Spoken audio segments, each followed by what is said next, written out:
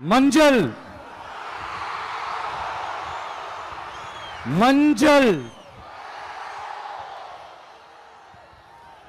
பொதுவா நல்ல காரியங்கள் ஸ்டார்ட் பண்றதுக்கு முன்னாடி இந்த மஞ்சள் எடுத்து வச்சு தான் ஸ்டார்ட் பண்ணுவாங்க.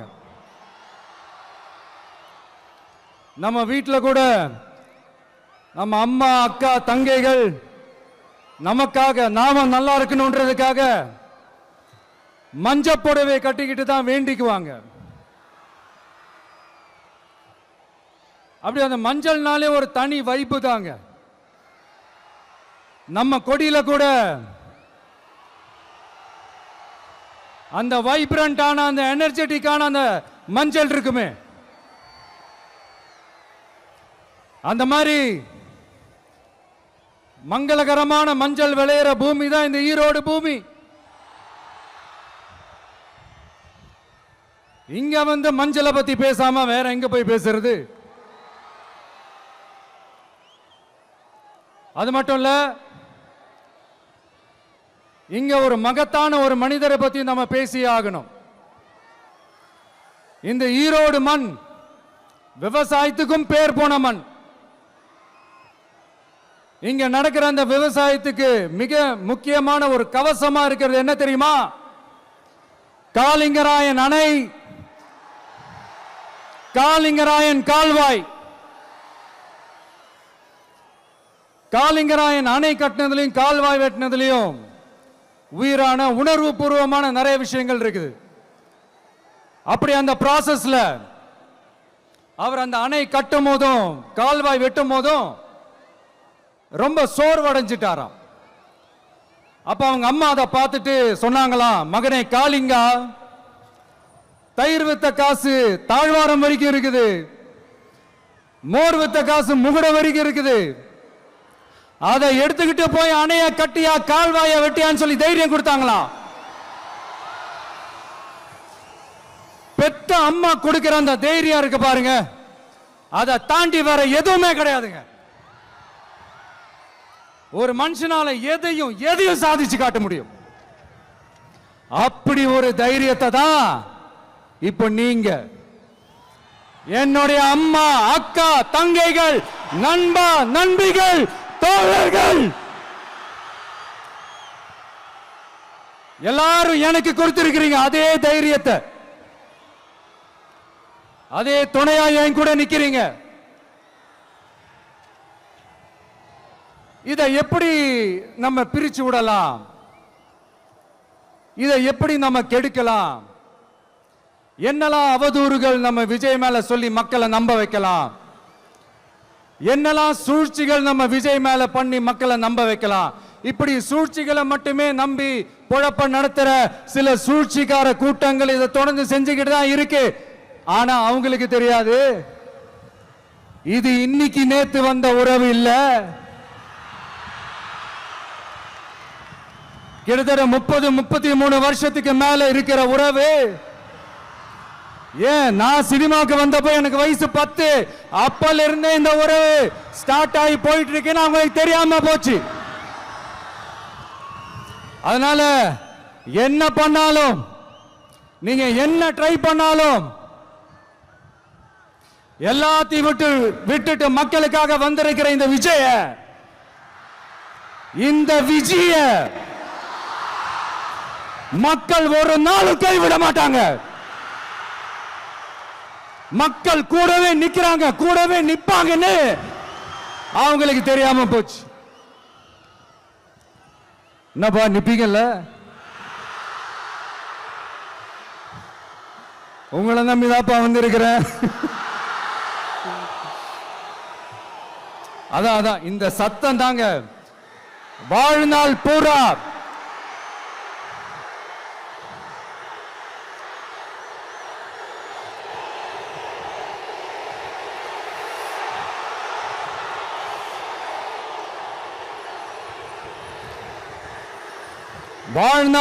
உங்களுக்கு நன்றியோடவே இருப்பேன்.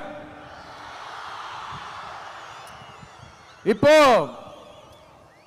நம்ம காளிங்கராயன் அவர்கள் அணையை கட்டுறதுக்காக பவானிக்கு போய் பார்க்கும்போது ஒரு இடத்துல ஒரு பாம்பு வந்து உட்கார்ந்துச்சான், படுத்துச்சான்.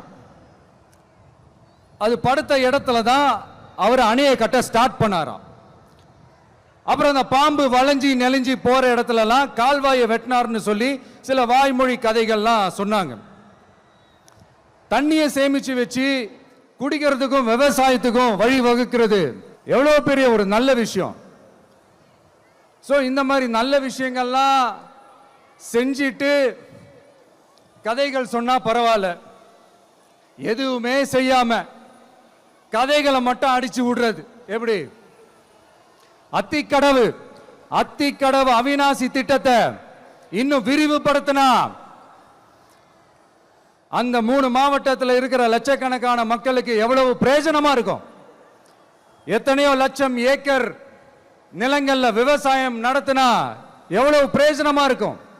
ஏன் அதெல்லாம் பண்ண மாட்டேன்றீங்க? வள்ளுவர் கோட்டத்துக்கு காட்டுற அக்கறைய இங்க மக்கள் வாழ்வாதாரத்தில் கொஞ்சம் காட்டலாம்ல, ஏன் காட்ட மாட்டேன்றீங்க? இங்க என்ன கவர்மெண்ட் நடத்துறாங்களா இல்ல கண்காட்சி நடத்துறாங்களா? இந்த 21ஆம் நூற்றாண்டிலே மக்களை பத்தி எதுவுமே யோசிக்கிறது இல்ல. ஆனா அந்த காலத்திலேயே இது எல்லாத்தையும் பத்தி யோசிச்ச மக்களை பத்தி, குடிக்கிற தண்ணியை பத்தி, விவசாயத்தை பத்தி, அணை கட்டுறதை பத்தி, கால்வாய் வெட்டுறதை பத்தி, இதெல்லாம் எங்கிருந்து? பவானியிலிருந்து நொய்யலாறு வரைக்கும் கால்வாய் வெட்டி இது எல்லாத்தையும் பத்தி யோசிச்ச காளிங்கராயன் அவர்களுக்கு கோடி கும்பிடு போட்டாலும் பார்த்தாதுங்க. இப்படி அந்த காலத்தில் இருந்த ஒரு ஹீரோவை பத்தி பேசிட்டு இந்த காலத்தில், அதாவது 1920th செஞ்சுரியில் இருந்த ஒரு ஹீரோவையும் பத்தி நம்ம பேசி ஆகணும்ல. ஒருத்தர் இலகிய மனம் கொண்ட ஹீரோனா இன்னொருத்தர் இரும்பு மாதிரி அயன் மேன் தான். எஸ், நம்ம ஈரோடு கடப்பாறை தான்.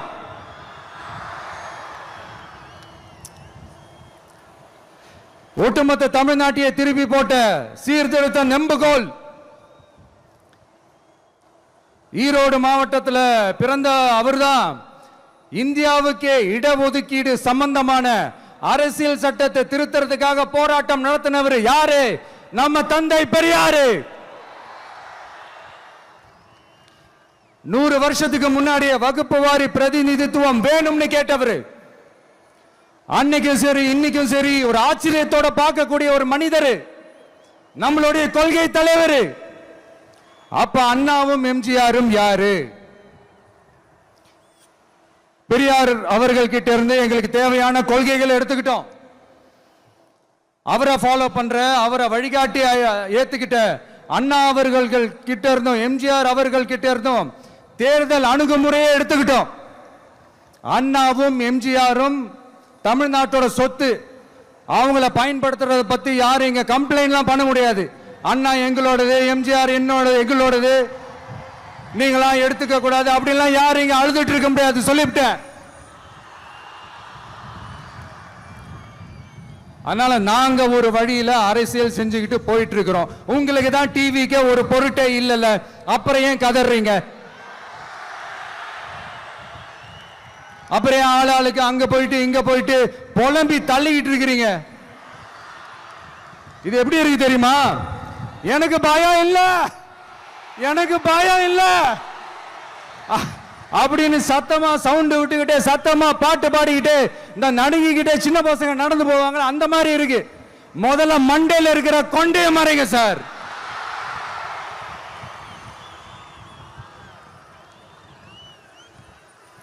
சும்மா மாறு வேஷத்துல மறு வச்சுக்கிட்டு மீடியா ஆளு, ரேடியோ ஆளுன்னு இவங்க ஆளுங்களே மாத்தி மாத்தி அனுப்பிக்கிட்டு, இதெல்லாம் என்ன மக்களுக்கு தெரியாதுன்னு நினைச்சிட்டு இருக்கீங்களா? மக்கள் எல்லாத்தையும் உன்னிப்பா கவனிச்சிட்டு இருக்காங்க. அதனாலதான் சொல்றேன், உங்களுக்கு நீங்க கொள்ளையடிச்சு வச்சிருக்கிற காசு தான் துணை, ஆனா எனக்கு என் மேல எல்லையில்லா பாசம் வச்சிருக்கிற இந்த மாசு தான் துணை.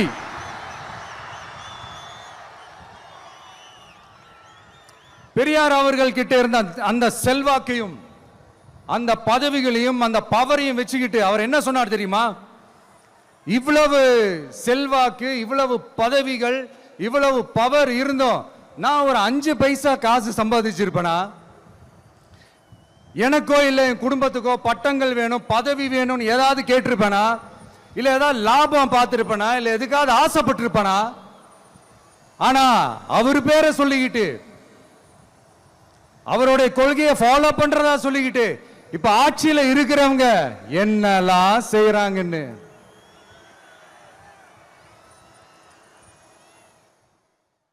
அதனாலதான் சொல்றோம், பெரியார் பேரை சொல்லிக்கிட்டு தயவு செஞ்சு கொள்ளையடிக்காதீங்கயா, தயவு செஞ்சு கொள்ளையடிக்காதீங்க. அவரு பேரை சொல்லிக்கிட்டு பெரியார் பேரை சொல்லி கொள்ளையடிக்கிற இவங்க தான் நம்மளுடைய அரசியல் எதிரி.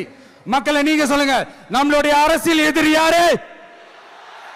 நம்மளுடைய கொள்கை எதிரி யாரு? ரிப்பீட், நம்மளுடைய அரசியல் எதிரி யாரு? நம்மளுடைய கொள்கை எதிரி யாரு? உங்களுக்கு புரியுது இல்ல? எனக்கு அது போதும்யா, எனக்கு வேற எதுவுமே தேவையில்லை. நீங்க எல்லாரும் என்னோட அரசியலோட கனெக்டடா இருக்கீங்கன்றது ரொம்ப தெளிவா தெரியுது. அதனால எனக்கு அது போதும். அதனாலதான் எதிரிகள் யாருன்னு சொல்லிட்டு களத்துக்கு வந்திருக்கிறோம். அதனால அவங்கள மட்டும் தான் எதிர்ப்போம். அதுவும் அந்த எதிரிகள் யாரு இப்போ இங்க 2026 சட்டமன்ற தேர்தலில் களத்தில் இருக்கிறாங்களோ அவங்கள மட்டும் தான் எதிர்ப்போம். சும்மா களத்திலே இல்லாதவங்களையும், களத்துக்கும் அவங்களுக்கும் சம்பந்தமே இல்லாதவங்களையும் எதிர்க்கிற ஐடியாலாம் இல்ல பாஸ். நீங்க கேட்கிறீங்கன்றதுக்காக எதிர்த்துட்டு இருக்க முடியாது பாஸ். எங்களுக்கு நிறைய வேலை இருக்குது. வந்த உடனே நீட்டை ரத்து செய்வோம், கல்வி கடனை ரத்து செய்வோம், கேஸ் சிலிண்டருக்கு மானியமா 100 ரூபாய் தருவோம்.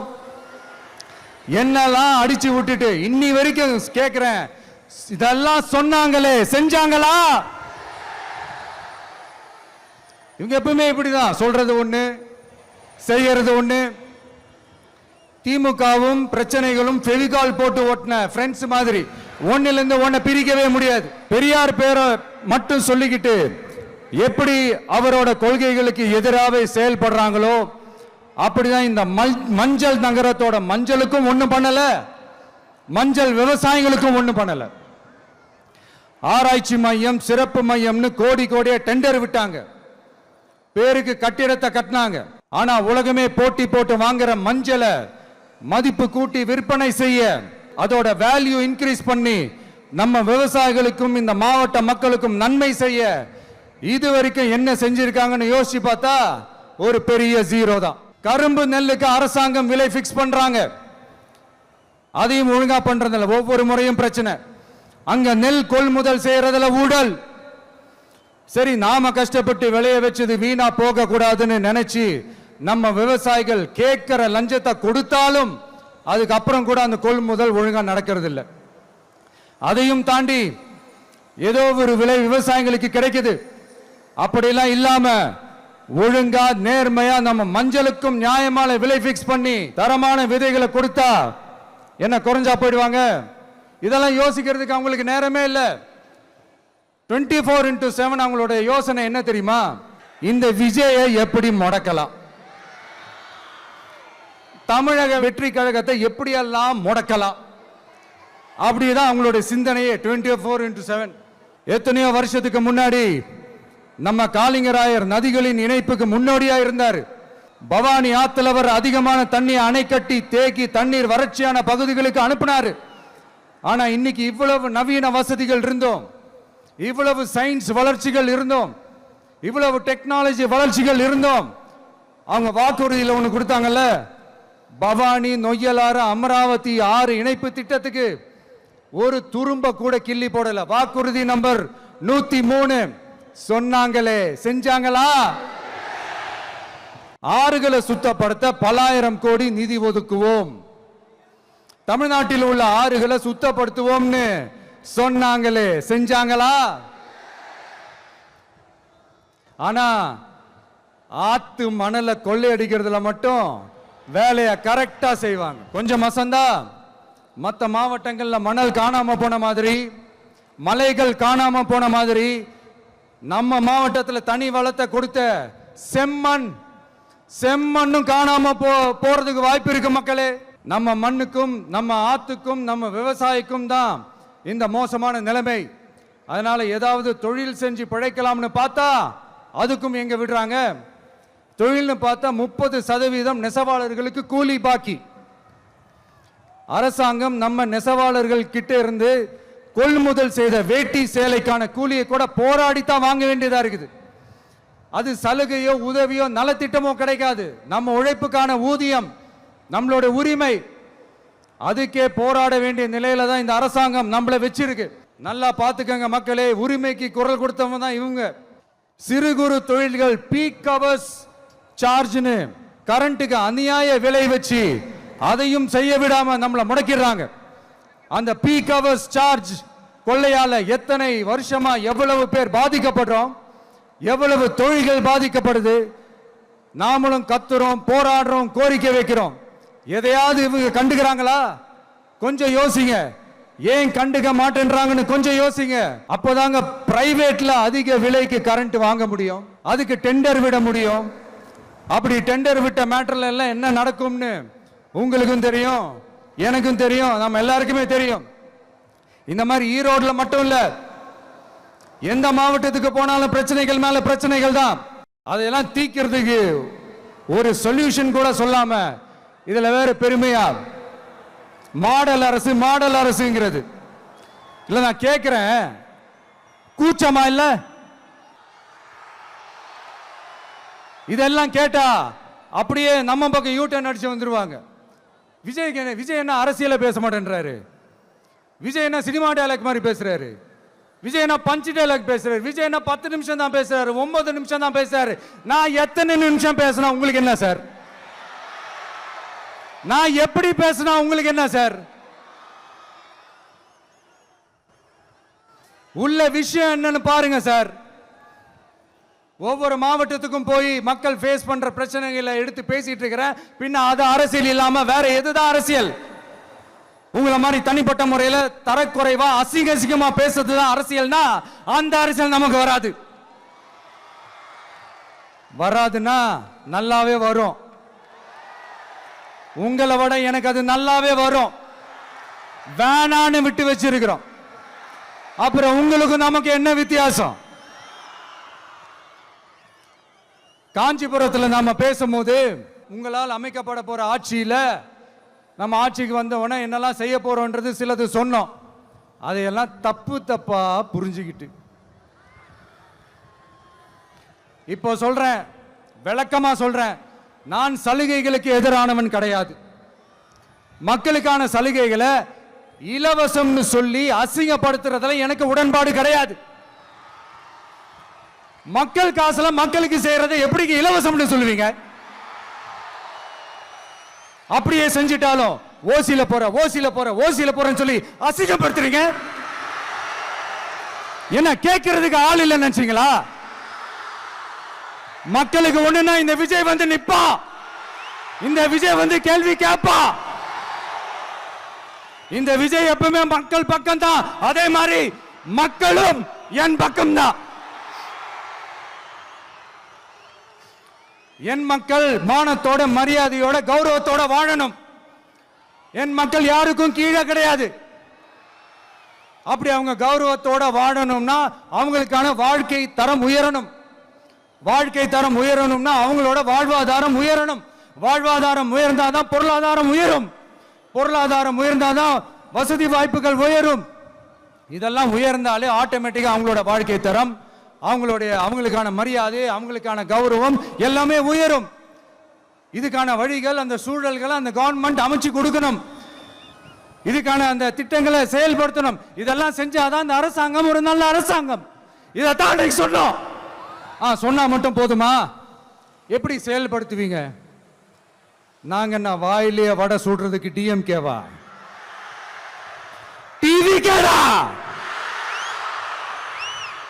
எல்லாருக்கும் நிரந்தரமான ஒரு வீடு இருக்கணும்னு சொன்னோம். உடனே எங்க ஆட்சியிலே நாங்க எல்லாரும் வீடு கட்டி கொடுத்துட்டோமே அப்படிங்கிறது இல்ல. நான் கேட்கிறேன், இங்க உங்களை தான் கேட்கிறேன், இங்க வாடகைக்கு இருக்கிறவங்களே இங்க யாரும் இல்லையா? எல்லாருக்கும் சொந்தமா வீடு கட்டி கொடுத்துட்டாங்களா?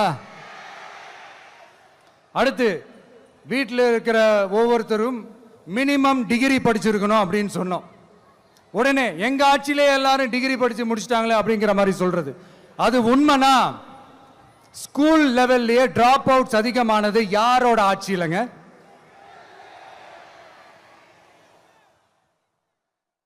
பசங்க பிள்ளைங்க யாரும் ஸ்கூல்ல சேரலன்னு சொல்லிட்டு எனக்கு தெரிஞ்சு 207 கவர்மெண்ட் ஸ்கூல்ஸ் மூடினது யாரோட ஆட்சியிலங்க?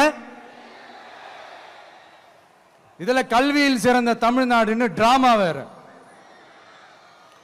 அடுத்து குடும்பத்தில் ஒருத்தருக்கு நிரந்தரமான வருமானம் வரணும், வேலை வாய்ப்பு கிடைக்கணும் அப்படின்னா நாங்க கொடுக்காத வருமானமா, நாங்க கொடுக்காத வேலையா அப்படிங்கிறது.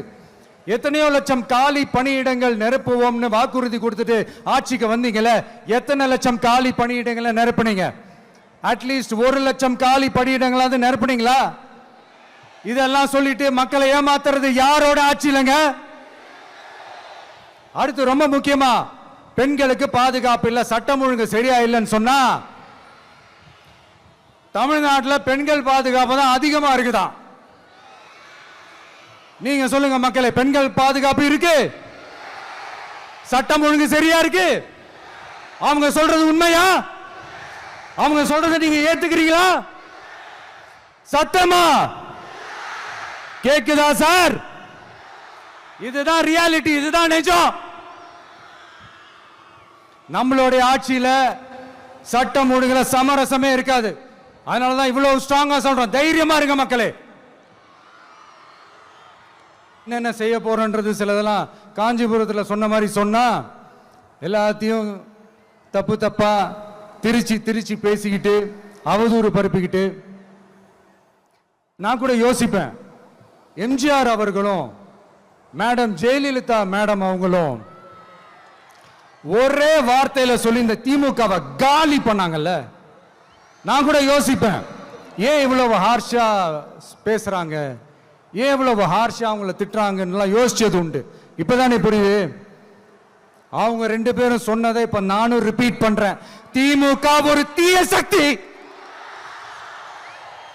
திமுக ஒரு தீய சக்தி, திமுக ஒரு தீய சக்தி, திமுக ஒரு தீய சக்தி, தீய சக்தி, தீய சக்தி, தீய சக்தி. என் நெஞ்சில் குடியிருக்கும் ஈரோடு மக்களே,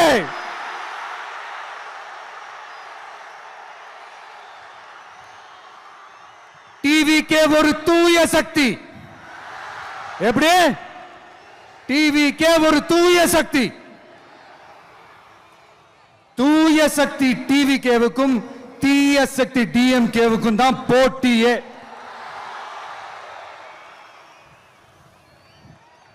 என்ன முடக்கலாம்னு நினைக்கிறீங்க, ஆனா இந்த சத்தத்தை ஒரு நாள் உங்களால முடக்க முடியாது.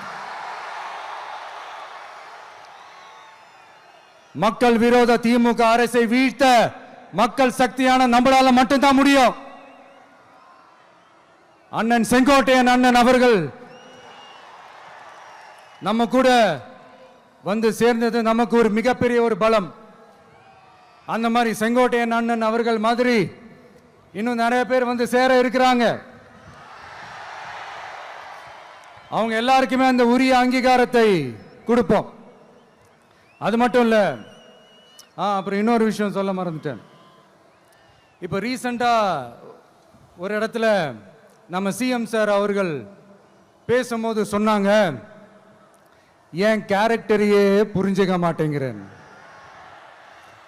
இது சினிமா டயலாக் இல்லையா? நான் ஏதாவது பேசினா சினிமா டயலாகா? சார் பேசினா அது சினிமா டயலாக் இல்லையா? சிலப்பதிகாரத்திலிருந்து எடுத்ததா அந்த லைன், என் கேரக்டரையே புரிஞ்சிக்க மாட்டேன்றது. உங்களை எப்படிதான் சார் புரிஞ்சுக்கிறது? எந்தெந்த விஷயத்துலலாம் சார் உங்க கேரக்டர் நாங்கள் புரிஞ்சுக்கிறது?